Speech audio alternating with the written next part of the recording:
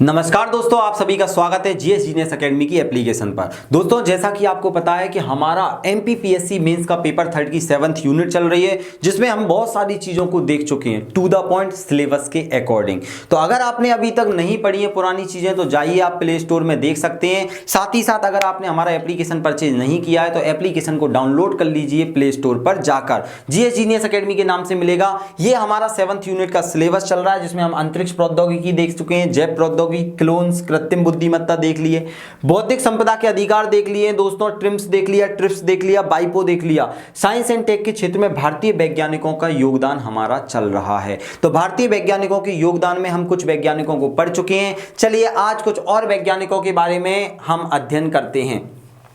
ये सारी की सारी चीजें दोस्तों आपको पढ़ा दी हैं। अगर नहीं पढ़ी हैं तो आप जाइए और जल्दी से इन्हें पढ़ लीजिए। आज हम पढ़ने वाले हैं विक्रम साराभाई जी के बारे में। विक्रम साराभाई वो नाम है जिन्होंने भारत में अंतरिक्ष प्रौद्योगिकी को पूरे विश्व स्तर पर एक नाम के रूप में रोशन किया है। मतलब कोई जानता नहीं था भारत को अंतरिक्ष प्रौद्योगिकी के क्षेत्र में।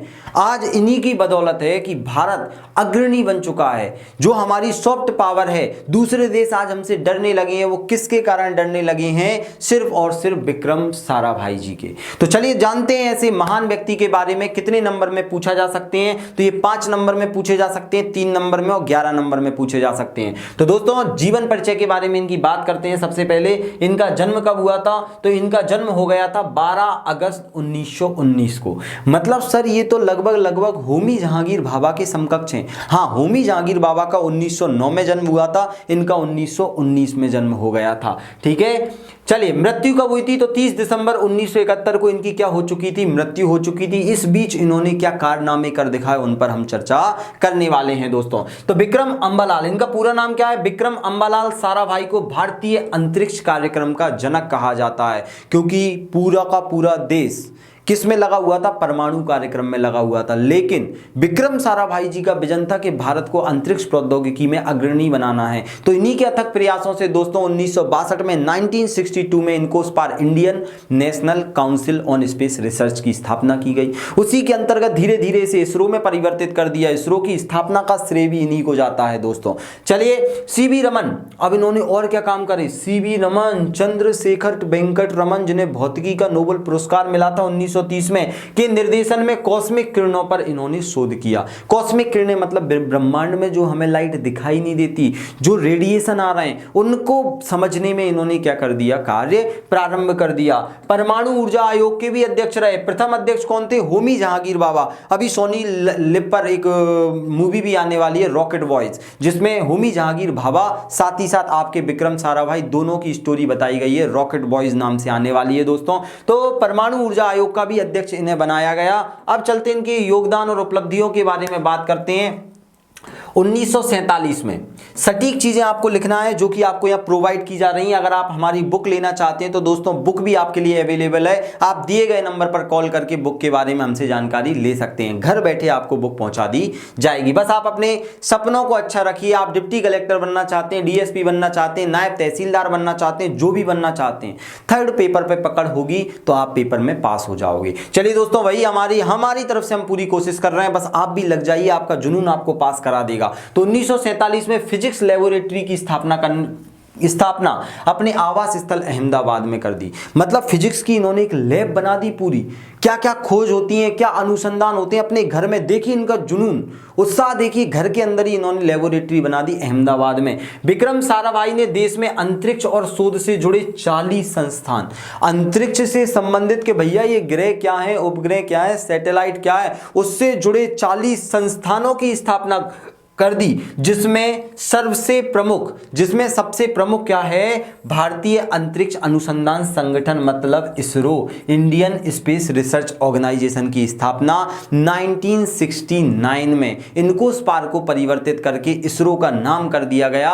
किसके द्वारा? विक्रम साराभाई जी के द्वारा। दोस्तों अहमदाबाद में उन्होंने उद्योगपतियों के साथ मिलकर इंडियन इंस्टीट्यूट ऑफ मैनेजमेंट, जिसे आप सबसे बड़े कॉलेज के नाम से जानते हो कि भैया इंजीनियरिंग करेंगे तो IIM से करेंगे, इंडियन इंस्टीट्यूट ऑफ मैनेजमेंट की स्थापना इन्हीं के द्वारा की गई, जिसमें पढ़ने का लोगों का सपना होता है। तो IIM की भी स्थापना करी। एक ही चीज में देश को आगे नहीं बढ़ाया, इन्होंने देश को चहुमुखी विकास करवाया कि भाई कॉलेज में, अच्छे कॉलेज में पढ़ेंगे तो अंतरिक्ष प्रौद्योगिकी को बढ़ावा देंगे। तो बड़े बड़े कॉलेजों की भी इन्होंने स्थापना कर दी, जिसमें IIM का नाम है। साथ ही साथ इन्होंने क्या काम किया, मैंने अभी बताया था, CV रमन जी के साथ इन्होंने क्या किया, कॉस्मिक किरणों पर खोज की।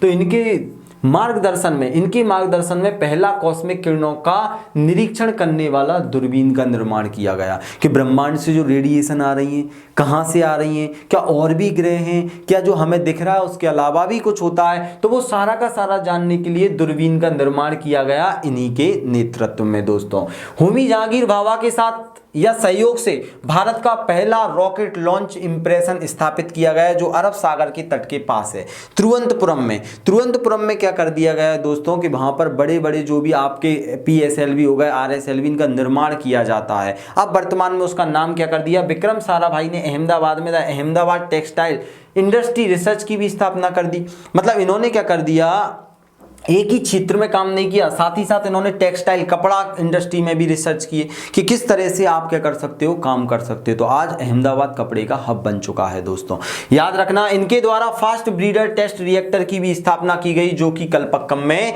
स्थापित है। कहां पर स्थापित है दोस्तों, कामनी Kalpakkam. Fast breeder test reactor ऐसा होता है जिसमें हमें धीमे न्यूट्रॉन की जगह तेजी वाले न्यूट्रॉन की जरूरत होती है, क्योंकि उसमें जो ईंधन होता है वो उस ईंधन को ईंधन में परिवर्तित कर देता है और ये बहुत अधिक मात्रा में बिजली का निर्माण करता है। उसका भी श्रेय किसको जाता है, तो हमारे विक्रम साराभाई जी को जाता है। अब अपन आगे बढ़ते हैं दोस्तों और देखते हैं इनके बारे में। देश का पहला बाजार अनुसंधान संगठन, बाजार के बारे में भी रिसर्च किया, टेक्सटाइल के बारे में भी रिसर्च किया, तो बाजार अनुसंधान संगठन बनाया, जिसका नाम ऑपरेशन रिसर्च ग्रुप रखा। याद रखना, ये दो कुछ उपलब्धियां आप इनकी याद रखना। 1972 में इनकी मृत्यु के पश्चात तिरुवनंतपुरम में स्थापित थुम्बा इक्वेटोरियल रॉकेट, ये रॉकेट लॉन्चिंग स्टेशन और उससे संबंधित अंतरिक्ष संस्थानों का नाम बदलकर विक्रम साराभाई अंतरिक्ष केंद्र, विक्रम साराभाई स्पेस सेंटर तिरुवनंतपुरम में है, जहां पर PSLV RSLV प्रमोशन वाहन बनाए जाते हैं। 1973 में इंटरनेशनल एटॉमिक यूनियन के द्वारा चंद्रमा पर क्रेटर ऑफ सेरेनिटी एक जगह है, वहां उसका नाम विक्रम साराभाई क्रेटर, मतलब जहां पर क्या होते हैं, बड़े बड़े उल्कापिंड गिर जाते हैं, गड्ढे बन जाते हैं, उसे क्रेटर कहा जाता है। तो एक चंद्रमा पर बड़े बड़े गड्ढे हैं, उसको देखा गया, क्रेटर ऑफ सेरेनिटी का नाम बदलकर क्या कर दिया गया, साराभाई क्रेटर रखा गया। साथ ही साथ दोस्तों, चंद्रयान 2 में जो लैंडर भेजा था उसका नाम भी विक्रम साराभाई के नाम पर विक्रम लैंडर रखा गया। तो ये इनकी इतनी सारी उपलब्धियां थी दोस्तों। अब पुरस्कार कौन से मिले हैं, 1962 में इन्हें शांति स्वरूप भटनागर पुरस्कार प्रदान किया गया विक्रम साराभाई जी को। ये लिखना है आपको 5 नंबर में आए तो। 1966 में पद्म भूषण तथा मरणोपरांत पद्म विभूषण पुरस्कार से भी सम्मानित किया गया है। पद्म भूषण भी दिया और विभूषण भी। अब क्वेश्चन आएगा सर 3 नंबर में क्या लिखेंगे, तो विक्रम साराभाई के 3 नंबर में दोस्तों आपको लिखना है कि विक्रम साराभाई अंतरिक्ष भारतीय कार्यक्रम के जनक कहे जाते हैं। इनके द्वारा भारतीय अंतरिक्ष अनुसंधान संगठन इसरो की स्थापना बेंगलुरु में की गई। एस सोमनाथन वर्तमान में क्या हैं, उसके अध्यक्ष हैं। इन्हें मरणोपरांत पद्म विभूषण से भी सम्मानित किया गया। ये आपके बन जाएंगे दोस्तों 3 नंबर के प्रश्न, याद रखना विक्रम साराभाई से। अब अपन पढ़ने वाले हैं नेक्स्ट वैज्ञानिक। तो दोस्तों नेक्स्ट वैज्ञानिक है हमारे एम विश्वेश्वरैया। याद रखना एम विश्वेश्वरैया। तो एम विश्वेश्वरैया के बारे में जानने से पहले मैं आपको बता दूं दोस्तों, ये जो आपको दिखाई दे रहा है एक महान वैज्ञानिक थे। क्यों महान वैज्ञानिक थे, क्योंकि आज आप भारत का जो फंडामेंटल देखते हो, भारत का जो आधुनिक संरचना देखते हो, बड़े बड़े बांध देखते हो, सड़कें देखते हो, ये इन्हीं की देन है। तो चलिए इनके बारे में पढ़ते हैं कि पेपर में 11 नंबर में, 5 नंबर में और 3 नंबर में कैसे प्रश्न बन सकता है। दोस्तों जीवन परिचय देखते हैं। पूरा नाम डॉक्टर मोक्षगुंडम, एम का मतलब होता है मोक्षगुंडम विश्वेश्वरैया। ये याद रखना, सा इसमें थोड़ा सा गड़बड़ हो जाता है, आपको बुक में पूरा सही दिखेगा। याद रखना जो बुक आपको मिलेगी विश्वेश्वरैया, याद रखना सा आ जाएगा यहाँ पर सिटी वाला, ये वाला आ जाएगा विश्वेश्वरैया। एम विश्वेश्वरैया याद रखना, इनका जन्म कब हो गया था? 15 सितंबर 1861 में। कहां पर? मुंडेला हल्ली, मैसूर में। मैसूर में इनका जन्म हो गया था। मृत्यु कब हुई थी? 12 अप्रैल 1962 में। ये आपको 11 नंबर में लिखना है, बाकी 5 नंबर में आप योगदान और उपलब्धियां लिखोगे। इनका जन्म दिवस अभियंता दिवस के रूप में, ये 3 नंबर में जरूर लाइन डाल देना, मैं आपको एंड में 3 नंबर में बताऊंगा क्या लिखना है। इनका जन्म दिवस जो है याद रखना 15 सितंबर को इंजीनियर डे के रूप में मनाया जाता है, क्योंकि ये भारत के भी बहुत बड़े इंजीनियर थे, तो इंजीनियर डे के रूप में, अभियंता दिवस के रूप में मनाया जाता है। चलिए दोस्तों, इनकी उपलब्धियों के बारे में देखते हैं, पेपर में हमें क्या क्या लिखना है। तो सुनना मेरी बात, 1920 में इन्होंने अपनी पुस्तक रिकंस्ट्रक्टिंग इंडिया, अपनी पुस्तक क्या जाएगी? रिकंस्ट्रक्टिंग इंडिया, तथा 1935 में planned economic for India. Planned economy for India मतलब भारत की अर्थव्यवस्था को किस प्रकार से नियोजित किया जा सकता है। पंचवर्षीय योजनाएं जो निकल कर आई, इन्हीं की किताब से ली गई हैं। शुरुआत में ये महालनोबिस मॉडल आ गया, इनका मॉडल आ गया, रुद्रमानी मॉडल आ गया, तो सारे मॉडल यहीं से निकल के आए। तो इतनी महान बुक किसने लिखी है? इन्होंने लिखी है, एम विश्वेश्वरैया जी ने। याद रखना, इन्हीं के द्वारा पुस्तक में जो कार्य को योजनाबद्ध तरीके से करने की अवधारणा प्रस्तुत की कि किस प्रकार से आप भारत की प्लानिंग कर सकते हैं, जो आगे पंचवर्षीय योजना का आधार बनी। अब इनका योगदान क्या है? एम विश्वेश्वरैया का योगदान बांध निर्माण एवं सिंचाई क्षेत्र में अति महत्वपूर्ण है। 3 नंबर में आपको लिखना है। सबसे पहला पॉइंट लिखना है कि इनके जन्म दिवस को इंजीनियर डे के रूप में मनाया जाता है। दूसरा, इनका योगदान, एम विश्वेश्वरैया का योगदान बांध निर्माण एवं सिंचाई क्षेत्र में अति महत्वपूर्ण है। अब सर 5 नंबर में या 11 नंबर में आएगा तो और क्या लिखेंगे? चलिए दोस्तों, वो जानकारी भी मैं आपको प्रोवाइड कर देता हूं। तो दोस्तों 1894 याद रखना, 1894 में सखर बांध, पहला बांध, सखर बांध का निर्माण किया, जो कि सिंध प्रांत में जल व्यवस्था का पहला प्रयास था। भारत इससे पहले जल का नियोजन करना ही नहीं जानता था, तो 1894 में याद रखना इन्होंने सखर बांध बना दिया सिंध प्रांत में। इतने इंजीनियर थे, तो इन्होंने बांध ऐसे ऐसे बनेगा लोगों को बताया। साथ ही साथ किसानों के लिए सिंचाई करने हेतु जल की व्यवस्था करना तथा पानी व्यर्थ बहने से बचाने के लिए, मतलब किसानों के लिए खेती करने, भारत एक कृषि प्रधान देश है, तो किसानों को खेती करने के लिए पानी मिल सके, पानी की बर्बादी ना हो सके, इसके लिए इन्होंने ब्लॉक पद्धति का निर्माण किया।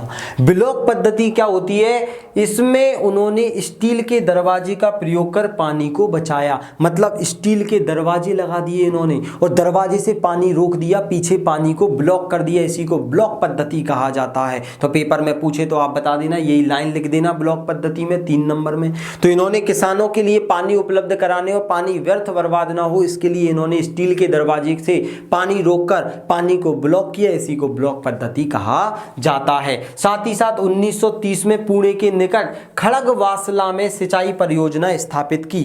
सिंचाई कैसे करना है, कैसे नहरें निकालना है, ये भी किसने बताया? हमारे इंजीनियर साहब एम विश्वेश्वरैया ने बताया। अब आगे बढ़ते हैं, और क्या लिखेंगे सर इनके बारे में? तो स्वतंत्रता, ध्यान से सुनना, स्वतंत्रता से पहले, स्वतंत्रता के पूर्व मैसूर कर्नाटक में कृष्णराज सागर बांध, जो आपका ध्यान से सुनना कर्नाटक में है कृष्णराज सागर बांध, वो भी किसने बनाया? इन्होंने ही सलाह दी बनाने की। साथ ही साथ Bhadravati iron and steel work, जो भद्रावती आपकी iron and steel work factory है स्टील वाली, इन्हीं के प्रयासों से स्थापित हुई है। मैसूर में sandal oil and soap factory, जो साबुन बनाने की फैक्ट्री है, इंजीनियर थे, इन्होंने बताया ऐसे ऐसे बनेगी, तो इन्होंने क्या कर दिया उसको भी। और साथ ही साथ मैसूर विश्वविद्यालय की स्थापना इन्हीं के प्रयासों से ही की गई।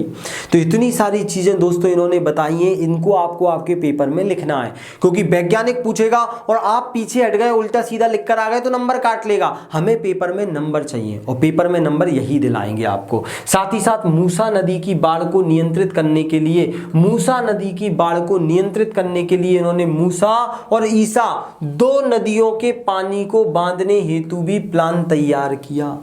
मतलब इंजीनियर के हिसाब से इन्होंने बड़े बड़े प्लान, सिंचाई के क्षेत्र में, बांधों के निर्माण के क्षेत्र में इनका विशेष योगदान है। साथ ही साथ उड़ीसा की नदियों में बाढ़ की समस्याओं को हल करने के लिए एक रिपोर्ट पेश की, याद रखना, जिसके आधार पर हीराकुंडा बांध व अन्य बांधों का निर्माण किया गया। हीराकुंडा बांध के निर्माण की रिपोर्ट किसने प्रस्तुत की? तो हमारे मोक्षगुंडम विश्वेश्वरैया, बोले तो एम विश्वेश्वरैया जी ने प्रस्तुत करी है दोस्तों। तो इतनी जानकारी आपको इनके बारे में लिखना है। आगे इनको क्या क्या पुरस्कार मिले हैं, तो इनको पुरस्कार दोस्तों, इतने बड़े वैज्ञानिक इतनी बड़ी बड़ी चीजें करी हैं, तो इन्हें 1906 में केसर हिंद की उपाधि दी, जो कि उस समय अंग्रेजों के द्वारा दी जाने वाली सबसे बड़ी उपाधि थी। 1921 में कलकत्ता विश्वविद्यालय द्वारा डॉक्टरेट ऑफ साइंस, मतलब डॉक्टर ऑफ साइंस की उपाधि दे दी गई। इन्हें साइंस का डॉक्टर बता दिया गया। इन्हें सर, ध्यान सुनना, 1915 में सर की उपाधि दी गई। साथ ही साथ 1955 में देश के सर्वोच्च सम्मान भारत रत्न से सम्मानित किया गया। 1955 में इन्हें क्या दिया गया? भारत रत्न सम्मान से सम्मानित किया गया। देश का सर्वोच्च नागरिक पुरस्कार इन्हें प्रदान किया गया दोस्तों। और साथ ही साथ 3 नंबर में अगर एम विश्वेश्वरैया का क्वेश्चन आए तो क्या लिखेंगे? ऐसा देखो, ये मैंने आपको एक फॉर्मेट बताया है, ये हमने अपनी बुक जो 7th unit, 6th unit, 8th unit की हम बुक लॉन्च की है हमने, उस बुक में आपको 3 मार्कर, 5 मार्कर, 11 मार्कर क्वेश्चन भी प्रोवाइड किए गए हैं, जो कि बिहार पीएससी, राजस्थान पीएससी, अलग अलग जगह की पीएससी के उठाए गए, क्योंकि हमारा पैटर्न 2020 में चेंज हुआ है, कभी भी वो वहां से प्रश्न उठा सकता है। साथ ही साथ संभावित प्रश्न भी हैं। तो आपकी सफलता सुनिश्चित करने के लिए अभी डाउनलोड कीजिए हमारे एप्लीकेशन को। साथ ही साथ दोस्तों, बुक भी खरीदने के लिए आप हमारे नंबर पर कॉल कर सकते हैं। आपको अगर डिप्टी कलेक्टर बनना है, डीएसपी बनना है, साथ ही साथ नायब तहसीलदार या अन्य ऑफिसर की पदवी लेनी है, तो मेहनत करनी पड़ेगी, ये चीजें आपको पढ़ना पड़ेंगी। एक सही दिशा में सही चीजों को पढ़ते जाइए, पेपर में आप पास हो जाओगे। तो दोस्तों, अब देखते हैं 3 नंबर का। तो एम विश्वेश्वरैया, याद रखना, देश में जल का समुचित दोहन, बांध निर्माण और अभियांत्रिकी के क्षेत्र में अद्वितीय योगदान रहा है इनका। इन्हें आधुनिक भारत का इंजीनियर कहा जाता है तथा इन्हीं के जन्म दिवस के अवसर पर इंजीनियर डे 15 सितंबर को इंजीनियर डे, अभियंता दिवस के रूप में मनाया जाता है। और 1955 में इन्हें भारत रत्न से सम्मानित किया गया। इतना अगर आपने लिख दिया तो वो 1 नंबर भी आपका नहीं काटेगा। तो दोस्तों, ये हमारा एम विश्वेश्वरैया जी भी कंप्लीट हो चुके हैं। अब चलते हैं, हम नेक्स्ट वैज्ञानिक को देखेंगे, श्रीनिवास रामानुजन जी के बारे में जानेंगे। चलिए तो देखते हैं श्रीनिवास रामानुजन जी को। चलिए दोस्तों, तो अब हम जानने वाले हैं संख्या के जादूगर अर्थात श्रीनिवास रामानुजन के बारे में। दोस्तों, श्रीनिवास रामानुजन का आपने नाम बहुत सुना होगा, क्योंकि ये अपने आप में एक महान गणितज्ञ के रूप में उभरे हैं। साथ ही साथ इन्होंने भारत का नाम पूरे के पूरे विश्व में उजागर किया है। तो चलिए, पेपर में अगर आपसे 3 नंबर में, 5 नंबर में या 11 नंबर में क्वेश्चन पूछता है श्रीनिवास रामानुजन के बारे में, तो क्या इनकी उपलब्धियां हैं, उन सभी पर चर्चा करने वाले हैं दोस्तों हम। तो सबसे पहले दोस्तों, जीवन परिचय लिखना है। अगर आपसे 11 नंबर में पूछे कि इनका जन्म कब हुआ, तो 22 दिसंबर 1887 इरोड, तमिलनाडु में। तमिलनाडु में एक सामान्य से परिवार में इनका जन्म हुआ। और इनका देहांत कब हो गया? 26 अप्रैल 1920 को हो गया दोस्तों। गंभीर बीमारी के चलते इनका निधन हो गया था।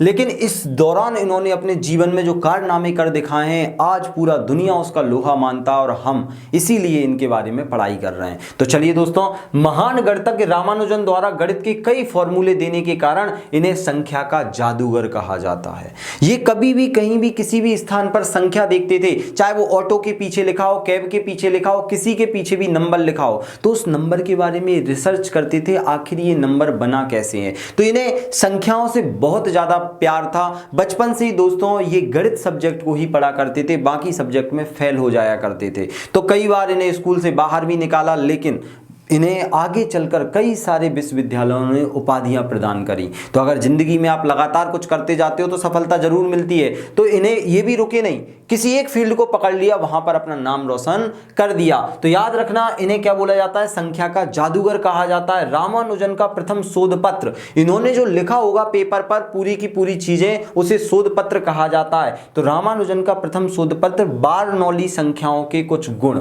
आपने बारनौली प्रमेय पढ़ी होंगी। बारनौली बार्नौली प्रमेय बहुत कठिन होती हैं, तो बार्नौली संख्याओं पर इन्होंने सबसे पहले उन संख्याओं के कुछ गुणों के बारे में बताया और इन्हें कहां छापा, तो journal of Indian mathematical society में प्रकाशित किया गया। यहां बड़े बड़े गणितज्ञों के लेख और शोध पत्र प्रकाशित किए जाते हैं। उनमें सबसे पहले किसका प्रकाशित किया गया, हमारे श्रीनिवास रामानुजन का शोध पत्र प्रकाशित हो गया। अब चलते हैं इनकी उपलब्धियां और क्या क्या है दोस्तों। अगर पेपर में और पूछा जाए हमसे तो इनका योगदान और उपलब्धियां, वर्ष 1919 में इन्होंने मॉक थीटा फंक्शन दे दिया। क्या दे दिया दोस्तों, मॉक थीटा फंक्शन दे दिया नामक सिद्धांत की खोज की, जिसके द्वारा असंख्य गणना की समस्या का समाधान हुआ। मतलब जो गणनाएं पहले नहीं कर पाते थे या प्रॉब्लम आती थी उनको इन्होंने मॉक थीटा सिद्धांत के द्वारा आसानी से सॉल्व कर दिया। लोग जिन गणनाओं को करने में 2-2 दिन लगाते थे, ये अपनी आंखें बंद करते थे और 2 मिनट के अंदर उसका आंसर दे देते थे। सेकंडों में इन्होंने बड़ी से बड़ी गणनाओं को सॉल्व कर दिया बिना पेन उठाए, इसीलिए इन्हें संख्या का जादूगर कहा जाता है और महान गणितज्ञ के रूप में दोस्तों इन्हें जाना जाता है। तो मॉक थीटा फंक्शन के बारे में आपको लिखना है, नामक सिद्धांत की खोज की जिसके द्वारा असंख्य गणना की समस्या का समाधान हुआ। आगे चलकर 2002 में, ध्यान रखना, आगे चलकर 2002 में पता चला कि जो ब्लैक होल है उसे समझने के लिए इन्हीं सिद्धांत को फॉलो करना पड़ा। यह सिद्धांत इतना महत्वपूर्ण है तो आप इसके महत्व को बता सकते हैं कि 2002 में क्या किया गया, ब्लैक होल को समझने के लिए यह सिद्धांत महत्वपूर्ण साबित हुआ। इन्होंने पाई का मान, नॉर्मली हम पाई का मान जानते हैं, गणित में लिखते हैं, लेकिन इन्होंने अपने तरफ से पाई के मान की गणना कर दी। तो पाई का मान निकालने के लिए एक इन्होंने अलग से सूत्र दिया, रामानुजन संख्याएं बताई, रामानुजन कंजेक्चर की अवधारणा दी। मतलब पाई का मान निकालने के लिए इन्होंने अलग अलग सूत्र बना दिए, रामानुजन संख्याएं दे दी और साथ ही साथ इन्होंने रामानुजन कंजेक्चर की अवधारणा दी कि भैया इस प्रकार से संख्याओं की आप गणना कर सकते हो। तो इनके बारे में लिखने आ रहा है तो आप संख्याओं से संबंधित और इनकी जानकारी लिखना है। हमें कोई गणितज्ञ नहीं बनना है, हमें पेपर पास करना है। नेक्स्ट दोस्तों, रामानुजन ने अब क्या किया, रामानुजन ने अपना एक जो भी गणित से संबंधित शोध पत्र तैयार करते थे वो, तो रामानुजन ने थॉमस हार्डी को लगभग 120 प्रमेय भेजे। जैसे बार्नौली की प्रमेय आपने पढ़ी होगी आपकी अलग अलग क्लासों में, तो ऐसे ही इन्होंने 120 प्रमेय थॉमस हार्डी जो उस समय के सबसे बड़े गणितज्ञ हुआ करते थे दोस्तों, उन्हें 120 प्रमेय भेजे। इनमें जो कठिन से कठिन हाइपर ज्योमेट्रीय इलिप्टिक इंटीग्रल, मतलब ये जो आपका ज्योमेट्री रहता है उससे संबंधित प्रमेय हैं तथा अपसारी श्रेणी के भी उदाहरणों को सम्मिलित किया गया। मतलब जो कठिन से कठिन जो लोग पढ़ना नहीं चाहते गणित में उनसे ज्यादा मतलब खतरनाक प्रमेयों को सॉल्व कर दिया इन्होंने। तो थॉमस हार्डी भी ये देखकर बहुत प्रसन्न हुए, खुश हो गए कि इतना बड़ा गणितज्ञ आखिर कहां पर है। तो उन्होंने भारत में पता लगाया, उन्हें इंग्लैंड बुलाने की बहुत कोशिश की गई, लेकिन ये पंडित थे तो पंडितों को पहले भारत से बाहर जाना, समुद्र पार करना मना ही था या ये अपने धर्म के विरुद्ध मानते थे। लेकिन फिर भी उनके बार बार आग्रह करने पर ये इंग्लैंड चले गए दोस्तों। वहां पर इन्होंने इनके साथ बहुत सारा काम भी किया। इन्हें देखकर प्रोफेसर हार्डी भी आश्चर्यचकित रह गए। यह सिद्ध करने में सफलता हासिल की कि प्रत्येक बड़ी संख्या को, समझना ये लिख देना पेपर में 5 नंबर में पूछे, तो यह सिद्ध करने में ये सफलता हासिल कर चुके थे कि प्रत्येक बड़ी संख्या को अधिक से अधिक 4 अभाज्य संख्याओं के योगफल के रूप में लिखा जा सकता है। मतलब इन्होंने क्या कर दिया, जो भी बड़ी से बड़ी संख्या है आप उसे अधिक से अधिक 4 अभाज्य संख्याओं के योगफल के रूप में लिख सकते हो। जैसे कि मान लो 48 है तो 5, 7, 17 और 19 अभाज्य संख्याएं 4, इसके अलावा नहीं लिख सकते आप। तो 4 अभाज्य, अधिक से अधिक 4 अभाज्य संख्याओं के योगफल के रूप में आप उसे लिख सकते हो। चलिए दोस्तों, गणित में इनका सबसे बड़ा योगदान रामानुजन संख्या यानी 1729, ये बहुत इंपॉर्टेंट है। गणित में इनका सबसे बड़ा योगदान क्या है, रामानुजन संख्या। ये संख्या की आपको मैं थोड़ी सी कहानी बता दूं दोस्तों। रामानुजन जी हॉस्पिटल में थे, जब उनकी बहुत ज़्यादा तबीयत खराब हो गई थी तब थॉमस हार्डी उनसे मिलने आ रहे थे। तो जब एक वो कैब में बैठे जैसे टैक्सी में बैठे, तो उसके पीछे का एक नंबर था 1729। वो कोई से भी नंबर पर काम करने लगते थे, तो उन्हें लगा यार ये नंबर तो कितना बकवास है, कितना बोरिंग है। तब बाद में जब रामानुजन के पास पहुंचे, उन्हें वो नंबर दिखाया, तब रामानुजन ने बोला ये तो भैया बहुत महान नंबर है।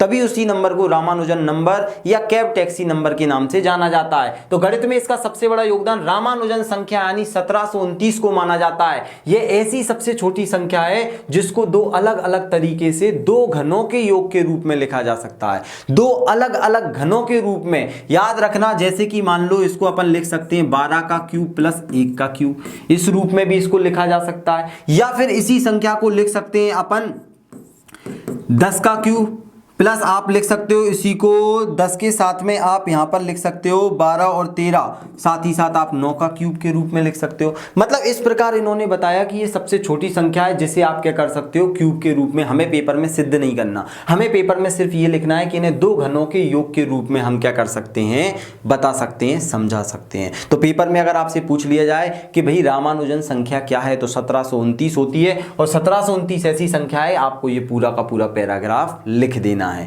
पेपर में आपको और कहीं पर ये चीजें नहीं मिलेंगी। जीएस जीनियस एकेडमी आपको टू द पॉइंट चीजें प्रोवाइड कर रहा है। अब इनकी उपलब्धियां क्या है, ये सबसे कम उम्र के रॉयल सोसाइटी के सदस्य बने, मतलब रॉयल सोसाइटी जो लंदन में है उसका सदस्य नियुक्त कर दिया गया इन्हें। साथ ही साथ 1918 में ट्रिनिटी कॉलेज की सदस्यता प्राप्त करने वाले भारतीय वैज्ञानिक बने। कहाँ ये गणित में पास होते थे, बाकी सब्जेक्ट में फेल हो जाते थे, और आज देखिए ट्रिनिटी कॉलेज की इन्होंने सदस्यता प्राप्त कर ली, जो कि गोरे लोगों को मिलती थी। और लेकिन इन्होंने अपनी बुद्धि के बलबूते पर, अपने तेज के बलबूते पर उसे प्राप्त कर लिया दोस्तों। तो ये हमने देखा इनके बारे में। अब अगर 3 नंबर में लिखने आ जाता है तो हम रामानुजन के बारे में क्या लिखेंगे कि भारत के महान गणितज्ञ, याद रखना भारत के महान गणितज्ञ, संख्या के जादूगर भी कहा जाता है इन्हें। सटीक लाइन लिखना है। इनके द्वारा मॉक थीटा फंक्शन सिद्धांत दिया जो असंख्य गणना करने में सहायक रहा। रामानुजन संख्या 1729 की खोज इनका सबसे बड़ा योगदान रहा है दोस्तों। तो इतना आपको रामानुजन के बारे में लिखना है। चलिए अब चलते हैं हम नेक्स्ट वैज्ञानिक के बारे में बात करने वाले हैं, जिनका नाम है एपीजे अब्दुल कलाम। चलिए दोस्तों, तो अब एपीजे अब्दुल कलाम के जीवन परिचय के बारे में जानते हैं। अब्दुल कलाम जी, जिनका नाम सुनते ही दोस्तों हमारे अंदर ऊर्जा, उत्साह, जोश भर जाता है। देश के राष्ट्रपति को भी, राष्ट्रपति के पद को भी इन्होंने सुशोभित किया है। तो ऐसे मिसाइल मैन के बारे में पेपर में 11 नंबर में क्वेश्चन बन सकता है। तो चलिए अब हम देखने वाले हैं इनका जीवन परिचय, क्या क्या उपलब्धियां हैं, कौन कौन सी किताब लिखी है। जितने भी प्रश्न बन सकते हैं वो सारे प्रश्न हम यहाँ पर देखने वाले हैं। तो सबसे पहले इनका जन्म का हुआ 15 अक्टूबर 1931 को रामेश्वरम तमिलनाडु में दोस्तों एक सामान्य से परिवार में इनका जन्म हुआ। याद रखना इनकी मृत्यु कब हो गई थी दोस्तों, इनका स्वर्गवास 27 जुलाई 2015 को शिलोंग विश्वविद्यालय में अभिभाषण देने के दौरान, मतलब क्या कर रहे थे, लेक्चर दे रहे थे। कहां पर, शिलोंग विश्वविद्यालय में। और तभी इन्हें एकदम से हार्ट अटैक आया और भाषण देते हुए ये गिर गए नीचे और वहीं उनका स्वर्गवास हो गया। तो याद रखना एपीजे अब्दुल कलाम की मृत्यु हार्ट अटैक के कारण शिलोंग विश्वविद्यालय में भाषण देते समय हो चुकी थी।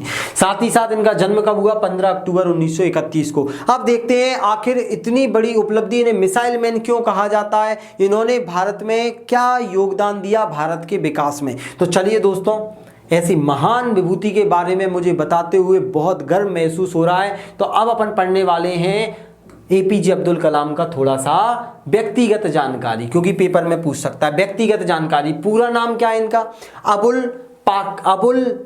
पाकिर है, ध्यान रखना, अबुल पाकिर जैनुल्लाब्दीन, ये अबुल पाकिर जैनुल्लाब्दीन अब्दुल कलाम, एपीजे अबुल पाकिर जैनुल्लाब्दीन अब्दुल कलाम इनका पूरा नाम है। इन्हें भारत का मिसाइल मैन कहा जाता है।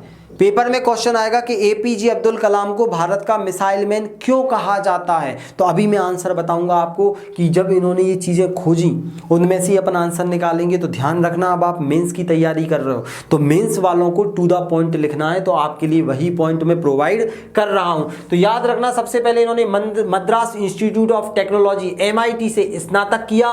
उसके बाद इन्होंने एरोस्पेस इंजीनियरिंग में विशेष ज्ञान हासिल किया, मतलब इन्होंने MIT से अपना स्नातक ग्रेजुएशन कंप्लीट किया। उसके बाद उन्होंने एरोस्कोप, मतलब जो भी आपका स्पेस से संबंधित है उससे विशेष इन्होंने क्या किया, ज्ञान प्राप्त कर लिया। साथ ही साथ दोस्तों, शिक्षा प्राप्त करने के बाद ये रक्षा व विकास संगठन DRDO। DRDO में क्या हो गए, DRDO की हावरक्राफ्ट परियोजना में सम्मिलित हुए। ये वहां पर पेपर देने गए और पहले ये पायलट बनना चाहते थे, लेकिन पायलट में इनकी हाइट कम थी, इनका सिलेक्शन हाइट कम होने के कारण नहीं हो पाया। तो दोस्तों ये बहुत निराश हुए। फिर इन्होंने क्या किया, DRDO में अपनी भर्ती के लिए आवेदन किया और वहां DRDO में इनका ज्वाइनिंग हो गई थी। अब DRDO में ये अपनी सेवा दे रहे थे हावरक्राफ्ट परियोजना के अंतर्गत। साथ ही साथ दोस्तों 1962 में भारतीय अंतरिक्ष अनुसंधान संगठन इसरो, 1962 में क्या ध्यान रखना, 1962 में इसका नाम इसरो नहीं था, 1962 में इसका नाम था INCOSPAR, Indian National Council on Space Research. फिर बाद में याद रखना 1969, 7 वर्ष बाद इसरो में गठित कर दिया गया, परिवर्तित किया गया। तो इनकोस्पार का गठन 1962 में हुआ और इनकोस्पार में ही ध्यान रखना APJ अब्दुल कलाम भी शामिल थे। लेकिन इनकोस्पार को जैसे इसरो में परिवर्तित किया गया तब इनकी भूमिका और ज्यादा महत्वपूर्ण हो चुकी है। अब देखते हैं अपन आगे दोस्तों, भारत के पहले स्वदेशी उपग्रह। अब इन्हें मिसाइल मैन क्यों कहा जाता है, अब ध्यान से सुनना, क्यों कहा जाता है ये पॉइंट आपको लिखना है कि भारत के पहले स्वदेशी उपग्रह प्रक्षेपण यान PSLV की जगह आप कर देना SLV-3। तो जब भारत, ध्यान से सुनना, पहले भारत विदेशी लोगों के पास जाकर, अमेरिका रूस के पास जाकर अपना उपग्रह प्रक्षेपित करवाता था। मैंने शुरुआत में आपको पढ़ाया था, याद रखना। लेकिन इन्होंने क्या किया, स्वयं भारत में भारत की तकनीक से निर्मित SLV सैटेलाइट लॉन्च व्हीकल 3 के नाम से इसका निर्माण किया 1980 में, 1980 में। साथ ही साथ दोस्तों महत्वपूर्ण भूमिका निभाई, जिससे वर्ष 1982 में रोहिणी उपग्रह को प्रक्षेपित किया। तो रोहिणी उपग्रह को SLV-3 के द्वारा ही प्रक्षेपित किया गया। कलाम ने स्वदेशी लक्ष्यभेदी नियंत्रित मिसाइल, गाइडेड मिसाइल, मतलब भारत में ऐसी मिसाइल का निर्माण किया जो कि लक्ष्य को निर्धारित करके वहीं पर फोकस कर सकती है। पता चला कि पाकिस्तान की सेना पर मिसाइल छोड़ना है या पाकिस्तान के खुफिया इस पर जहां पर आतंकवादी गतिविधियां चल रही हैं वहां पर मिसाइल छोड़ना है, तो वो मिसाइल वहीं पर जाएगी। गाइड की हुई मिसाइल है, उसका निर्माण भी इन्होंने ही किया, इसीलिए मिसाइल मैन कहलाए ये। टैंक रोधी मिसाइल नाग कैसी है, टैंक रोधी है, टैंक को भी उड़ा देती है। दागो और भूल जाओ, इसको बोलता है कि दागो और भूल जाओ, फिर मत सोचो कि क्या हुआ, क्योंकि ये इतनी खतरनाक है कि टैंक को उड़ा देगी। जमीन से हवा में वार करने वाली आकाश मिसाइल का निर्माण भी इन्होंने ही किया, याद रखना, इसीलिए इन्हें मिसाइल मैन कहा जाता है। ये 5 नंबर में आप लिख सकते हो। आगे बढ़ते हैं दोस्तों, आगे और देखते हैं कि भाई APJ अब्दुल कलाम जी को इतना बड़ा वैज्ञानिक क्यों कहा जाता है, क्योंकि वर्ष 1992 में भारतीय रक्षा मंत्रालय के वैज्ञानिक सलाहकार नियुक्त हुए। भारतीय रक्षा मंत्रालय के 1992 में सलाह लेती थी सरकार इनसे कि किस प्रकार से हम अंतरिक्ष प्रौद्योगिकी में या मिसाइल के क्षेत्र में या रक्षा के क्षेत्र में काम करें या कदम बढ़ाएं। साथ ही साथ दोस्तों दूसरी बार जब पोखरण में परमाणु परीक्षण किया गया 1998 में, आपको पता था कि उस समय कौन है हमारे जो प्रधानमंत्री थे, उस समय कौन थे, राष्ट्रपति के रूप में उस समय हमारे प्रधानमंत्री कौन थे, अटल बिहारी वाजपेयी जी। अटल बिहारी वाजपेयी जी के साथ में इन्होंने क्या किया, इन्होंने दूसरा पोखरण परमाणु परीक्षण 1998 में सफल किया। मतलब दूसरा जो 1998 में परमाणु परीक्षण हुआ था उसमें सक्रिय भूमिका APJ अब्दुल कलाम जी ने ही निभाई थी। दोस्तों कलाम ने भारत को विकसित बनाने हेतु मिशन 2020 की रूपरेखा बनाई। इसमें इन्होंने क्या किया, स्वयं के नेतृत्व में 500 वैज्ञानिकों के दल की एक टीम बनाई जो देखेगी कि कहां पर कौन सी चीज की कमी है, कहां पर हम और बेहतर बना सकते हैं। स्वयं उन्होंने बोला मैं नेतृत्व करूंगा 500 लोगों का, और उन्होंने क्या किया 2020 का पूरा एक एजेंडा तैयार कर दिया। और आगे क्या किया, इन्होंने अग्नि व पृथ्वी मिसाइलों को स्वदेशी तकनीकी से बनाया। ये वाला पॉइंट भी आप मिसाइल मैन में जोड़ सकते हो। साथ ही साथ कलाम जी ने ही गांव में शहरी सुविधा उपलब्ध कराने के लिए पूरा कार्यक्रम की अवधारणा। तो क्वेश्चन आता है पूरा कार्यक्रम की अवधारणा किसने प्रस्तुत की, तो पूरा मतलब प्रोवाइडिंग, मतलब क्या करेंगे हम, जो ग्रामीण एरिया है उनमें शहर जैसी सुविधाएं प्रोवाइड करेंगे। इसीलिए APJ अब्दुल कलाम को महान बोला जाता है, क्योंकि वो सबके बारे में सोचते थे, वो देश के बारे में भी सोचते थे और साथ ही साथ जनता के बारे बारे में भी सोचते थे। तो याद रखना, उन्होंने पूरा कार्यक्रम की योजना बनाई और उसकी अवधारणा प्रस्तुत की।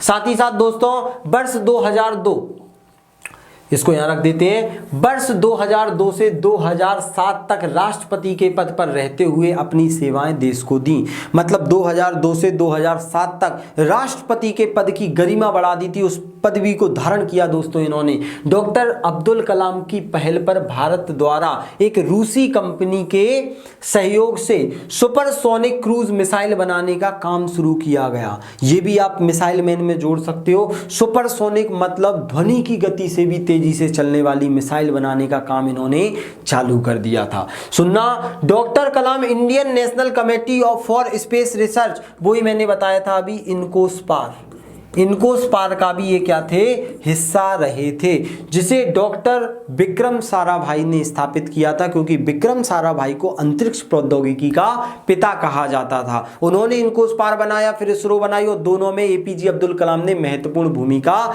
निभाई थी दोस्तों। अब आगे बढ़ते हैं, ये सब आपको पेपर में लिखना है, एक एक चीज अब्दुल कलाम जी की प्रमुख पुस्तकों के बारे में। कभी पेपर में 3 नंबर में आपसे पूछ ले। तो दोस्तों जीएस जीनियस एकेडमी पर आपको वो डाटा प्रोवाइड किया जा रहा है जो कहीं पर नहीं मिलेगा। अगर आप हमारी बुक परचेज करना चाहते हैं तो आप दिए गए नंबर पर, डिस्क्रिप्शन बॉक्स में नंबर है, और साथ ही साथ कहीं से भी अगर आपको नंबर मिलता है हमारा, तो आप कॉल करके पूरी जानकारी प्राप्त कर सकते हैं। तो दोस्तों अब्दुल कलाम की प्रमुख पुस्तकें हैं, टर्निंग पॉइंट, राष्ट्रपति कलाम, याद रखना राष्ट्रपति जो कलाम अपने एपीजे अब्दुल कलाम थे, उनका राष्ट्रपति काल कैसा था, क्या उन्होंने काम किए, सारी की सारी जानकारी आपको मिल जाएगी टर्निंग पॉइंट में, किस प्रकार से टर्निंग पॉइंट आया। साथ ही साथ इनटी, ध्यान से सुनना, इग्नाइट माइंड्स नामक आपका क्या हो जाएगा, unleashing the power within India इंडिया, मतलब इनकी किताब का नाम है, आपको याद रखना है, इग्नाइटेड माइंड्स किसकी किताब है, तो एपीजे अब्दुल कलाम की। गाइडिंग सोल, तो इसमें dialogue of the purpose of life, मतलब आपकी जो लाइफ है उसका क्या पर्पस होना चाहिए, इसके बारे में बताया है हमारे एपीजे अब्दुल कलाम ने। साथ ही साथ सबसे फेमस पुस्तक इनकी अग्नि की उड़ान, विंग्स ऑफ फायर, इसमें इन्होंने युवाओं का मार्गदर्शन किया है और उनको बताया है कि आप हताश मत होइए, आप जिंदगी में हर कुछ हासिल कर सकते हैं अगर आप वास्तव में करना चाहते हैं तो इनका विंग्स ऑफ फायर बहुत बढ़िया किताब है दोस्तों, पढ़ना चाहिए। अन्य किताबें my journey, mission India, the luminous sparks भी इनकी किताब है। तो ये किताबें आप पेपर में लिख सकते हो अगर वो पूछ रहा है तो। नेक्स्ट दोस्तों, सम्मान और पुरस्कार क्या क्या मिले एपीजे अब्दुल कलाम जी को, तो सुनना, इसमें से आप पेपर में 1-2 जो भी आपको ठीक लगे वो लिख सकते हो। इनको 30 विश्वविद्यालयों और संस्थानों ने डॉक्टरेट की उपाधि प्रदान करी है। याद रखना, जो अखबार बेचते थे कभी सोचा नहीं था उन्होंने कि इतना बड़ा पद उन्हें मिल जाएगा, क्योंकि सोच बड़ी थी उनकी, सपने बड़े थे उनके, तो आज वो यहां तक पहुंच गए दोस्तों। तो इन्होंने 30 विश्वविद्यालयों द्वारा इन्हें क्या किया गया, डॉक्टरेट की उपाधि दी गई। Indira Gandhi award for national integration 1997 में इन्हें मिल गया था। साथ ही साथ वीर सावरकर अवार्ड 1998 में मिल गया था, और रामानुजन अवार्ड 2000 में इन्हें सम्मानित किया गया था। तो याद रखना ये पुरस्कार, इन्हें इंटरनेशनल वॉन कॉर्मेन अवार्ड भी प्रदान किया गया है। कहीं पेपर में ऐसा क्वेश्चन बन गया प्री में कि कौन सा पुरस्कार नहीं मिला या कौन सा मिला है, तो आप बता सकते हो। इनके नाम पर पहला नैनो सैटेलाइट कलाम सेट का नामकरण किया गया है। तो याद रखना, पहला नैनो सैटेलाइट भारत का किसके नाम पर रखा गया है, एपीजे अब्दुल कलाम। साथ ही साथ दोस्तों आपको पता है उड़ीसा में ब्राह्मणी नदी के किनारे जो भीलर द्वीप है, वहां पर भी क्या होता था, मिसाइल को लॉन्च किया जाता था। तो भीलर द्वीप का नाम परिवर्तित करके एपीजे अब्दुल कलाम द्वीप कर दिया गया है। 1997 में इनको भारत रत्न से सम्मानित किया गया, स्टार बना देना। 1997 में इनको भारत रत्न से सम्मानित किया गया। ये भारत रत्न पाने वाले भारत के दूसरे वैज्ञानिक थे। याद रखना, भारत के दूसरे वैज्ञानिक थे, पहले सीवी रमन थे, जिन्हें क्या किसके क्षेत्र में मिल गया था, भौतिकी के क्षेत्र में नोबेल पुरस्कार मिला था। साथ ही साथ 1954 में इन्हें क्या मिल गया था, भारत रत्न मिल गया था। दूसरे वैज्ञानिक 97 में किसको मिल गया था, एपीजे अब्दुल कलाम जी को मिल गया था। तो दोस्तों इतना हमने एपीजे अब्दुल कलाम जी के बारे में देख लिया। अब हम चलते हैं नेक्स्ट वैज्ञानिक के बारे में देखते हैं, जिनका नाम है सत्येंद्र नाथ बोस। चलिए दोस्तों, तो सत्येंद्र नाथ बोस जी का जीवन परिचय देखते हैं। सत्येंद्र नाथ बोस, क्योंकि आपके सिलेबस का ये हिस्सा है और ध्यान रखना, इन्होंने बहुत सारी खोजों में महत्वपूर्ण योगदान दिया है। Bose Einstein condensate, Albert Einstein के साथ मिलकर इन्होंने पदार्थ की पांचवी अवस्था खोजी है। तो चलिए इनके बारे में अब हम जानते हैं। जीवन परिचय, जन्म 1 जनवरी 1894 में इनका कलकत्ता में जन्म हुआ दोस्तों। मृत्यु 4 फरवरी 1974 को हो गई। भारतीय गणित एवं भौतिक विज्ञान वैज्ञानिक थे, मतलब गणितज्ञ भी थे और फिजिक्स से संबंधित भौतिक वैज्ञानिक भी थे। तो चलिए आगे इनके बारे में जानते हैं कि पेपर में सर 5 नंबर में आ गया तो क्या लिखेंगे। तो चलिए दोस्तों, इनकी उपलब्धियों के बारे में जानते हैं। बोस ने आइंस्टीन के साथ मिलकर, जो हमारे जगदीश चंद्र बोस हैं, उन बोस ने किसके साथ, आइंस्टीन के साथ मिलकर बोस आइंस्टीन स्टैटिक्स की खोज की। मतलब एक नई चीज, जो स्टैटिक्स रहते हैं आपके, जो भी आंकड़े वगैरह रहते हैं, वो अल्बर्ट आइंस्टीन के साथ में मिलकर इन्होंने खोज की।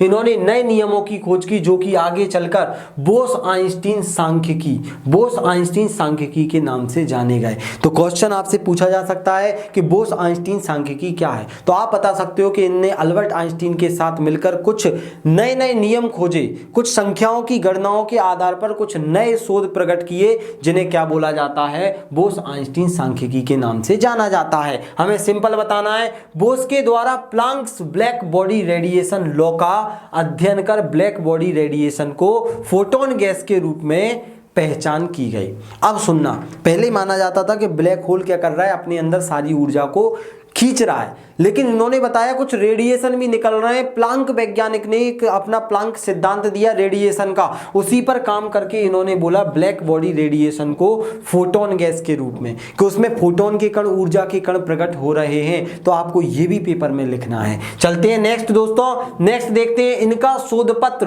Planck's law and the hypothesis of light quanta जारी किया, जो वर्तमान में मॉडर्न क्वांटम मैकेनिक्स व कणों से जुड़ी किसी भी खोज का आधार बना है। जो क्वांटम हम पढ़ते हैं फिजिक्स, क्वांटम फिजिक्स मतलब जो कि सबसे सूक्ष्म होता है, परमाणु की, बिल्कुल परमाणु के अंदर जो क्वार्क्स वाला भाग रहता है, परमाणु की आंतरिक संरचना जो एक एक कण को अलग कर देती है, उस वो क्वांटम फिजिक्स रहता है। क्वांटम फिजिक्स के बारे में किसने बताया, हमारे बोस जी ने बताया। तो इनका शोध पत्र जारी किया, जो वर्तमान में मॉडर्न क्वांटम के नाम से जाना जाता है। पदार्थ की पांचवी अवस्था, आप पेपर में सब भूल जाओ, लेकिन ये लगा देना कि पदार्थ की पांचवी अवस्था बोस आइंस्टीन कंडेंसेट को खोजा। क्या है सर ये, इन्होंने बोला कि भाई बोस आइंस्टीन कंडेंसेट 3 नंबर में पूछ ले तो आपको लगाना है कि भाई अति शीतित, कम घनत्व वाली जो गैसें रहती हैं, उनको अत्यधिक निम्न तापमान पर जब ठंडा किया जाता है, याद रखना, तो वो एक अलग अवस्था में आ जाती हैं, जिसे बोला जाता है पदार्थ की पांचवी अवस्था। और इसको खोजा था अल्बर्ट आइंस्टीन और हमारे सत्येंद्र नाथ बोस ने। तो इसीलिए इसको क्या बोला जाता है, बोस आइंस्टीन कंडेंसेट के नाम से जाना जाता है। हिग्स बोसोन, जिसे गॉड पार्टिकल कहते हैं, का विचार इन्होंने ब्रिटेन के नोबेल पुरस्कार विजेता पीटर हिग्स के साथ दिया। जो याद रखना, हिग्स पार्टिकल आपने सुना होगा, हिग्स बोसोन कण, जो कि वर्तमान समय में फ्रांस के पदार्थ में कृत्रिम सूरज बनाने में उपयोग किया जा रहा है, उन कणों पर हमारे वैज्ञानिक ने ही क्या किया था, रिसर्च किया था। चलते हैं दोस्तों आगे और देखते हैं इनके बारे में। इनके द्वारा भौतिक शास्त्र के क्षेत्र में किए गए उल्लेखनीय कार्यों के कारण भौतिक शास्त्र में बोसोन और फार्मियान, ये 2 कण हैं, बोसोन और फार्मियान नाम के 2 अणुओं में से बोसोन सत्येंद्र नाथ बोस के नाम पर ही रखा गया है। सत्येंद्र नाथ बोस के नाम पर ही बोसोन कण को रखा गया है। इन्हें सम्मान और पुरस्कार दोस्तों 1954 में भारत सरकार द्वारा इन्हें पद्म विभूषण से सम्मानित किया गया है। तो ये सत्येंद्र नाथ बोस के बारे में दोस्तों पूरी की पूरी जानकारी थी। अब 3 मार्कर अगर क्वेश्चन बनता है कि भाई 3 नंबर में क्वेश्चन आता है तो आप सत्येंद्र नाथ बोस के बारे में क्या लिखोगे, तो सुनना, अगर आप हमारी बुक परचेज करते हो तो उसमें 3 मार्कर से लेके 5 मार्कर, 11 मार्कर, हर मार्कर के प्रश्न आपको उसमें मिलेंगे। तो आप पेपर से पहले अच्छी तैयारी कर सकते हो, क्योंकि कोई नहीं देता थर्ड पेपर का कंटेंट और हम आपको टू द पॉइंट प्रोवाइड कर रहे हैं। 10 की 10 यूनिट अगर आपने अभी तक नहीं ली है तो आप जीएस जीनियस अकेडमी से ले सकते हैं। बोस आइंस्टीन कंडेंसेट क्या होता है, जब बोसोन गैस मतलब अत्यधिक निम्न घनत्व वाली गैसों को शून्य परम शून्य तापमान -273 डिग्री सेल्सियस के तापमान पर ठंडा किया जाता है तो वह संघनित होकर पदार्थ की नई अवस्था प्राप्त होती है जिसे बोस आइंस्टीन कंडेंसेट कहा जाता है। तो ये आप लिख देना भारत। और आपसे पूछा जाएगा कि भैया सत्येंद्र नाथ बोस के बारे में 3 नंबर में लिखिए, तो आप लिख देना भारत के महान गणितज्ञ और महान भौतिक वैज्ञानिक थे। आइंस्टीन के साथ मिलकर पदार्थ की 5वीं अवस्था बताई इन्होंने। 1954 में इन्हें पद्म विभूषण से सम्मानित किया गया। इतना आप इनके बारे में लिख देना दोस्तों। अब चलते हैं हम नेक्स्ट वैज्ञानिक। चलिए दोस्तों, तो अब हम राजा रमन्ना जी के जीवन परिचय के बारे में जानेंगे, क्योंकि पेपर में इनसे 5 नंबर का प्रश्न बन सकता है और अधिकतर 11 नंबर में भी पूछा जा सकता है। तो दोस्तों जीवन परिचय देखते हैं। सबसे पहले मैं आपको बता दूं, राजा रमन्ना हमारे परमाणु भौतिकी से संबंधित हैं। जो हमारा परमाणु का हम जो पोखरण में हम अभी भूमिगत विस्फोट करने वाले हैं, परमाणु परीक्षण करने वाले हैं, उसमें इन्होंने किस प्रकार भूमिका निभाई चलिए देखते हैं। इंदौर में इन्हीं के नाम पर एक सेंटर भी खोला गया है, तो देखेंगे वो भी क्या है। तो सबसे पहले जन्म कब हुआ इनका? 28 जनवरी 1952 तिप्तुर कर्नाटक में इनका जन्म हुआ। कहां पर जन्म? अगर 11 नंबर में पूछे तो आपको जन्म और मृत्यु भी लिखना है। मृत्यु कितनी है, कब हुई इनकी? 24 सितंबर 2004 में इनकी मृत्यु हो चुकी। दोस्तों ये भारतीय परमाणु कार्यक्रम के कर्णधार, जन्म नहीं कर्णधार एवं स्माइलिंग बुद्धा परमाणु परीक्षण के जनक थे। दोस्तों होमी जहांगीर भाभा हमने देखा था परमाणु कार्यक्रम के जनक थे, लेकिन उनकी मृत्यु के बाद में अंतरिक्ष जो अपना परमाणु कार्यक्रम था उसको आगे बढ़ाने का काम किसने करा? राजा रमन्ना जी ने किया, इसीलिए कर्णधार बोल रहे हैं। और परमाणु जो भूमिगत परीक्षण द्वितीय किया गया था उसका नाम क्या रखा? स्माइलिंग बुद्धा। मतलब हमने जो 1974 में किया गया था उसका नाम स्माइलिंग बुद्धा रखा था, क्योंकि बुद्ध पूर्णिमा थी। उसको पूरा करने का श्रेय किसको जाता है? तो ये जाता है हमारे राजा रमन्ना जी को। न्यूक्लियर भौतिकी में डॉक्टरेट लंदन विश्वविद्यालय के किंग्स कॉलेज से इन्होंने किया था। याद रखना ये ऑलरेडी लंदन विश्वविद्यालय से क्या पढ़ चुके हैं? न्यूक्लियर भौतिकी पढ़ चुके हैं। अब सर पेपर में इनकी उपलब्धियों में क्या लिखेंगे हम? तो चलिए दोस्तों 1964 में अब हम देखने वाले इनकी उपलब्धियां क्या हैं। 1964 में भारत के परमाणु कार्यक्रम में शामिल हुए। कब हुए? 1964 में। 16 ध्यान से सुनना, 1697 में होमी जहांगीर भाभा की मृत्यु के बाद 1967 में, याद रखना 1967 होगा यहाँ 1967 होमी जहांगीर, एक बार चेक कर लेना। होमी जहांगीर भाभा की मृत्यु के बाद में इन्हें क्या किया गया? 1967 में कार्यक्रम के निर्देशक के रूप में नियुक्त किया गया। मतलब जो परमाणु विस्फोट का कार्यक्रम था उसका इन्हें अब अध्यक्ष बना दिया गया। मतलब कितने बड़े पद पर इन्हें बिठाया गया है। दोस्तों भारत में पहला नाभिकीय विस्फोट का श्रेय डॉक्टर राजा रमन्ना व उनकी टीम को ही जाता है। याद रखना मूवी भी बन चुकी है इस पर। इनके नेतृत्व में 11 मई 1974 को पहला परमाणु परीक्षण, परमाणु विस्फोट, भूमिगत परमाणु परीक्षण किया गया राजस्थान के जैसलमेर के पोखरण में। तो उस दिन बुद्ध पूर्णिमा थी, तो इसीलिए क्या नाम दे दिया इंदिरा गांधी ने? एंड बुद्ध स्माइलिंग, और बुद्ध मुस्कुराए। तो ये स्टार बना लेना, ये इनकी बहुत बड़ी उपलब्धि है कि भैया परमाणु का जो प्रथम परमाणु परीक्षण था उससे ये संबंधित थे। अब इन्होंने परमाणु से बिजली बनाने की चीज खोज डाली। याद रखना कई नाभिकीय रिएक्टरों की इन्होंने स्थापना कर दी। जो न्यूक्लियर रिएक्टर होते हैं जिनमें बिजली बनाई जाती है उनकी स्थापना की, विशेष योगदान दिया। जैसे अप्सरा भारत का पहला न्यूक्लियर रिएक्टर है जिसके द्वारा बिजली बनाई जाती है, उसमें भी इन्होंने योगदान दिया। साइरस, पूर्णिमा आदि इनके प्रमुख न्यूक्लियर रिएक्टर हैं जिनमें इन्होंने योगदान दिया। एवं याद रखना इन्हें ब्रिटेन के परमाणु ऊर्जा अनुसंधान प्रतिष्ठान में परमाणु ईंधन चक्र एवं रिएक्टर डिजाइनिंग अनुसंधान कार्य हेतु नियुक्त किया गया। कहाँ? ब्रिटेन में तक इन्होंने अपनी सेवाएं दी हैं। दोस्तों भारत के एक महान वैज्ञानिक के तौर पर इन्होंने भारत का परचम विदेशों में भी लहराया। साथ ही साथ ये Indian institute of science IIS के चेयरमैन रहे, DRDO के डायरेक्टर रहे। याद रखना भाभा एटॉमिक रिसर्च सेंटर के डायरेक्टर रहे, परमाणु ऊर्जा आयोग के चेयरमैन सहित कई महत्वपूर्ण पदों पर रहे। अगर 5 नंबर में क्वेश्चन आए तो स्टार बनाकर इनकी उपलब्धि लिख देना। इतनी जगह पर अकेले व्यक्ति क्या रहे? यहाँ पर पदस्थ रहे हैं। चलिए और देखते हैं इनके बारे में जानकारी। दोस्तों पुरस्कार कौन कौन से मिले हैं इन्हें? तो पुरस्कार के तौर पर दोस्तों इन्हें इनके नाम पर 2005 में सेंटर फॉर एडवांस टेक्नोलॉजी का नाम बदलकर Raja Ramanna centre of advance technology कर दिया गया। याद रखना 2005 में सेंटर फॉर एडवांस टेक्नोलॉजी का नाम बदलकर Raja Ramanna centre for advance technology. इसका मुख्यालय कहां पर है? तो इसका मुख्यालय इंदौर में है। इसका मुख्यालय कहां है? इंदौर में है। तो 1975 में इन्हें क्या किया गया? पद्म विभूषण से सम्मानित किया गया। 1975 में इन्हें पद्म विभूषण से दोस्तों सम्मानित किया गया है। अब हम देखने वाले हैं दोस्तों 3 मार्कर में क्या प्रश्न बन सकता है।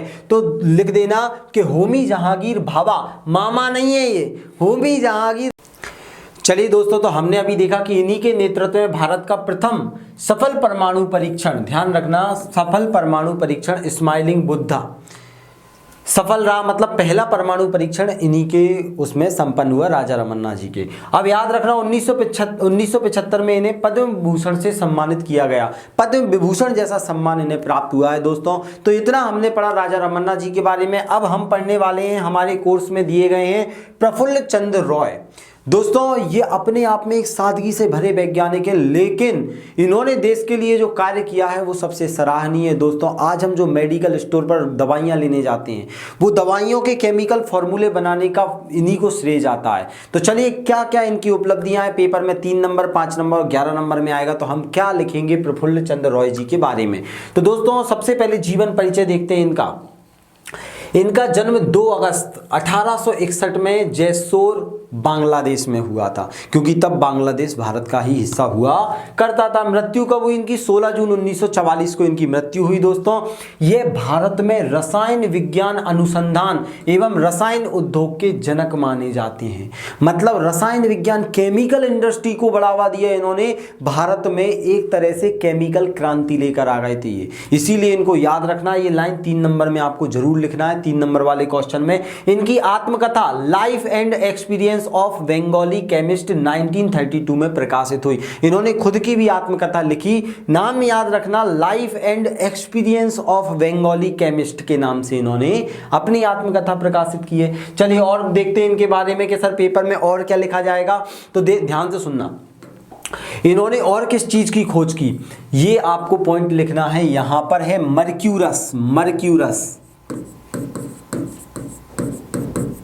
ठीक है, मर्क्यूरस नाइट्रेट व अमोनियम नाइट्राइट्स। ध्यान से सुनना, मर्क्यूरस नाइट्राइट्स मतलब इन्होंने क्या करा, नाइट्रोजन को मिला दिया मरकरी के साथ में और अमोनियम को मिला दिया नाइट्रोजन के साथ में। अमोनियम नाइट्राइट्स नामक यौगिकों का पहली बार निर्माण किया, इसीलिए इन्हें नाइट्राइट्स का मास्टर भी कहा जाता है। ये भी स्टार बना लेना, इसीलिए इन्हें नाइट्राइट्स। इसी का उपयोग दोस्तों फर्टिलाइजर के रूप में भी किया जाता है। बहुत खतरनाक रसायन होता है, अलग अलग जगह पर इसका उपयोग किया जाता है। भारत की प्रथम औषधि निर्माण कंपनी, पहली company Bengal chemical and pharmaceuticals की इन्होंने स्थापना की।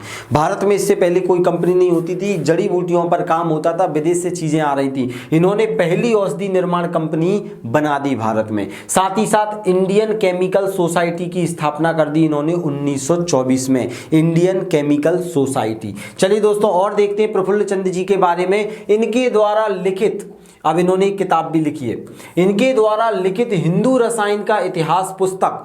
कौन सी पुस्तक लिखी है? हिंदू रसायन का इतिहास पुस्तक द्वारा प्राचीन भारत के रसायन प्रयोगों की व्याख्या संभव हो चुकी। प्राचीन भारत में जो भी रसायन उपयोग होते थे उन सभी के बारे में इन्होंने अपनी पुस्तक का नाम क्या है? हिंदू रसायन का इतिहास में वर्णन किया है दोस्तों। इसी पुस्तक के लिए इन्हें डरहम विश्वविद्यालय ने डॉक्टरेट की उपाधि दी। पेपर में क्वेश्चन बन सकता है कि डॉक्टरेट की उपाधि डरहम विश्वविद्यालय ने किसको दी? तो प्रफुल्ल चंद्र रॉय को दी। ये केमिस्ट थे और याद रखना इन्हें क्या बोला जाता है? मर्क्यूरस। ये देखना इन्होंने क्या क्या किया है, एक बार देखना। मर्क्यूरस नाइट्रेट और अमोनियम नाइट्राइट्स की खोज के कारण, नाइट्राइट्स बनाने के कारण इन्हें क्या बोला जाता है? नाइट्राइट्स का मास्टर। इसको आपको याद रखना है दोस्तों। अब इनके नाम पर बंगाल में कई महाविद्यालय स्थापित हैं। बंगाल में अगर आप जाओगे तो प्रफुल्ल चंद्र जी के नाम पर बहुत सारी चीज़ें मिलेंगी आपको, जैसे हमारे यहाँ टर्मिनल, स्टेशन, बहुत चीज़ें मिलती हैं ऐसी, वहाँ इनके नाम पर मिलेंगी। इन्हें उपाधि क्या मिली है? अंग्रेज सरकार की तरफ से CIE मतलब वहाँ पर जब उपाधियाँ देते थे पहले जैसे नाइटहुड वगैरह, तो ऐसे ही एक उपाधि है CIE की उपाधि है, चीफ बना दिया था किसी चीज़ का, तथा कुछ समय, यहाँ पे कुछ है, ये कुछ समय बाद इन्हें नाइटहुड की उपाधि भी प्रदान की गई। ये जानकारी आपको कहीं नहीं मिलेगी, बहुत ही मुश्किलों से इनके बारे में खोज कर आपके लिए लाए हैं सारी चीज़ें। इनके सम्मान में, ध्यान से सुनना, ये कितना गड़बड़ है, यहाँ पर थोड़ी सी टाइपिंग मिस्टेक है। इनके सम्मान में भारत सरकार द्वारा डाक टिकट भी जारी किया गया, एक डाक टिकट जारी किया गया था जिन पर इनकी फोटो लगी हुई थी। 1919 में उन्हें सर की उपाधि भी प्रदान की गई है दोस्तों। तो इसमें से आपको कुछ 3 नंबर में लिखना है, कुछ 5 में। अब 3 नंबर में सटीक क्या लिखेंगे, तो चलिए दोस्तों 3 नंबर में हमें क्या लिखना है इनके बारे में, प्रफुल्ल चंद्र पटेल जी के बारे में, कि भारत के महान रसायनज्ञ, उद्यमी और महान शिक्षक थे। शिक्षक भी थे, उद्यमी थे और रसायनज्ञ भी थे। याद रखना, इन्होंने मर्क्यूरस नाइट्रेट और अमोनियम नाइट्रेट या नाइट्राइट्स का निर्माण करा, जिसके कारण इन्हें नाइट्राइट्स का मास्टर भी कहा जाने लगा। इनके द्वारा बंगाल केमिकल एंड फार्मास्यूटिकल की स्थापना की गई। तो दोस्तों इस प्रकार हमने देखे भारत के पूरे जितने भी साइंस एंड टेक्नोलॉजी, विज्ञान और प्रौद्योगिकी के क्षेत्र में जितने भी भारतीय वैज्ञानिकों का योगदान था, जितने भी भारतीय वैज्ञानिक जिन्होंने विश्व स्तर पर भारत की पहचान स्थापित की, और पेपर में आपके इतने ही दिए गए थे और इनमें से ही आपके पूछे जाएंगे। तो दोस्तों इन्हें अच्छे से आप याद कर लेना। अगर आप और आगे की चीजें जानना चाहते हो और भी यूनिट्स पढ़ना चाहते हो, तो अभी डाउनलोड कीजिए हमारा एप्लीकेशन, जो कि आपको मिल जाएगा प्ले स्टोर से। अगर आप हमारी बुक परचेज करना चाहते हैं, इनके बारे में पूरा लिखा हुआ 3 नंबर, 5 नंबर, 11 नंबर में साथ ही साथ डिटेलिंग चाहते हैं, तो हमारी बुक दिए गए नंबर पर या डिस्क्रिप्शन बॉक्स में जो नंबर है उस पर कॉल करके आप अपने घर पर मंगा सकते हैं। तो दोस्तों मिलते हैं नेक्स्ट वीडियो में, तब तक के लिए जय हिंद, वंदे मातरम।